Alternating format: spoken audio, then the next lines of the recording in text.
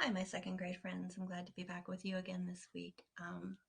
I have three stories picked up for you today, and our fourth story time will actually be one that you're going to have to, if you can, get online and go to the Phipps Conservatory website on Wednesday because they have a story time that I think you'd really enjoy. So if you can do that, that might be something you might try to fit into your schedule. And before we get started with our story today, I'm just going to warn you, somewhere in my office where I do all my schoolwork, my kitten is hiding in here somewhere. And there's a really good chance at some point she may pop out during one of these stories and just walk right across the keyboard. So if you get to see her, her name is Flurry, like Marc Andre Fleury, even though she's a girl. My kids picked that one. So she's very cute, but she's very bad. So are you ready to get started with our story? Our theme this week is going to be things that grow outside. So I know maybe your moms and dads or families have been thinking about what they're going to plant this year when the weather finally warms up and cooperates. I know we've been thinking about that at our house. So they're going to be about all sorts of different kinds of things you might see outside that just make our world a little bit more beautiful. Are you ready? So our first book this week is a book called Florette. And our author is Anna Walker. And this is a new book I got into the library right before we stopped going to school. So you can see that here's our little girl. Now we don't really know what her name is yet. Do you think her name might be Florette? And then you can see this beautiful building that has all of these different plants in it. I'm not really sure what it is. Do you think maybe it's a greenhouse or something like we might see at Phipps Conservatory or even a flower shop? I'm not sure. So let's open the book and find out. And here, before we get to our title page, you can see all these wonderful green things. And even I'm sure as you've been walking around your house and outside in your yard, or maybe you've gone for a walk on the trail, a lot of times you might see some different things that would be hiding in all of the trees and plants and greenery that would be all around those outdoor areas. So there's a little bunny, and here's another one here, and then there's a little snail and a little ladybug there, and up here we've got a little guy too. It almost looks like a ring-tailed lemur, but I'm not sure. Are you ready? Okay, make sure you're in a good listening position. This is Florette. When May's family moved to the city, May wanted to bring her garden with her. Now, think about the times if you've ever been in downtown Pittsburgh or any other big city. Sometimes it's kind of hard to find what you might find in your garden at home into the city because there's just not so much space. Her mother said she could make a new garden, but there was no room among the crowded buildings for apple trees and daffodils. And down here, we do see some trees that look like they're starting to get leaves on them, just like a lot of ours around our homes. Instead of winding paths and leafy hiding spots, all May found was our cranky cat. Look at the expression on that lion statue. Doesn't look very happy. And here the sign says, "Keep off the grass." And boxes, lots of boxes.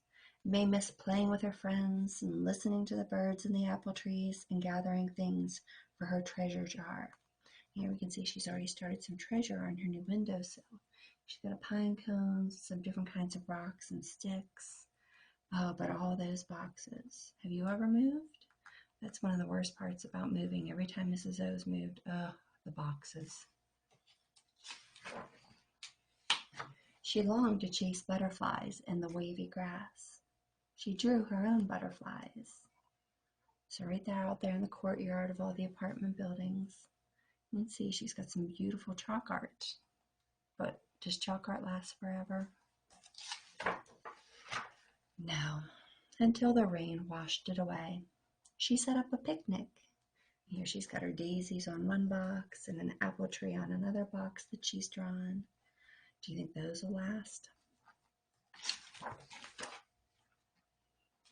But the apple tree fell over and the daisies went missing. Look, she's got birds, different kinds of insects and plants, all sorts of things on all of those boxes. May was tired of those boxes. Down below, people moved like ants, and beyond them May spied an open space, a square with trees and a swing. When May's mother was ready to go out, May ran downstairs and led the way on a new path. I don't know, that stuff in that beakery looks pretty good. She turned the corner and walked over a bridge, between the buildings, under lampposts, until she came to a park filled with tiny stones and empty chairs. May drew a daisy in pebbles, there you can see. She listened to the hum of the city and the rustle of a tiny bird, an apple tree bird. Now, do you think there's really a kind of bird called an apple tree bird, or do you think that it's just the kind of bird May sees when they sit in the apple trees? I don't know. I think it's probably the last one.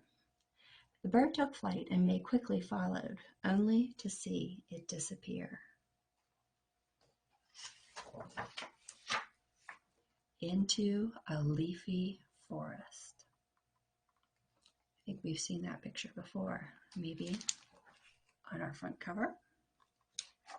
And here it says there's a door in one of those windows over the top that's called a transom window, and the bird's disappearing in there. But the sign on the door says closed, but outside it says Florette. What kind of store do you think that might be? Do you think it is a store or something else? But the forest was closed. May waited and waited. The bird did not come out.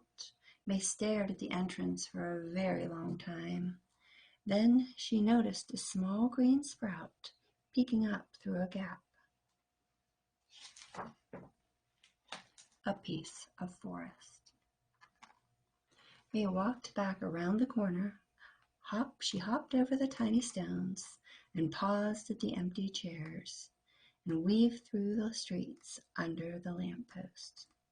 Look at that bicycle delivery man with all those wonderful flowers in the back. And back over the bridge, and there's a swan and a mama duck and her ducklings.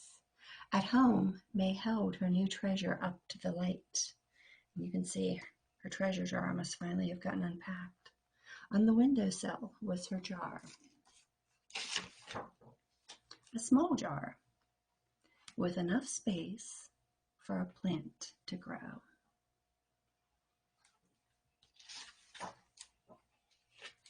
In May's garden. She's got all sorts of things in there now, doesn't she? Where do you think that is? Do you remember seeing that earlier in the story? Oh, look how beautiful that is. Do you remember that's the courtyard that we saw that was earlier in the story? Let's take a look at what it looked like before.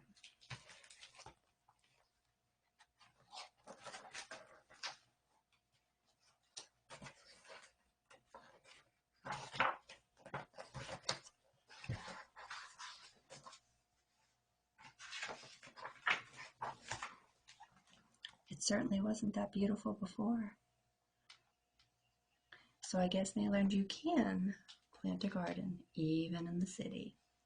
So I hope you enjoy the activity I have picked out for you today. I think it's going to be something that you should be able to do all by yourself, and it should be fun. So I will see you back here tomorrow for our second story. All right, friends, I'll see you tomorrow.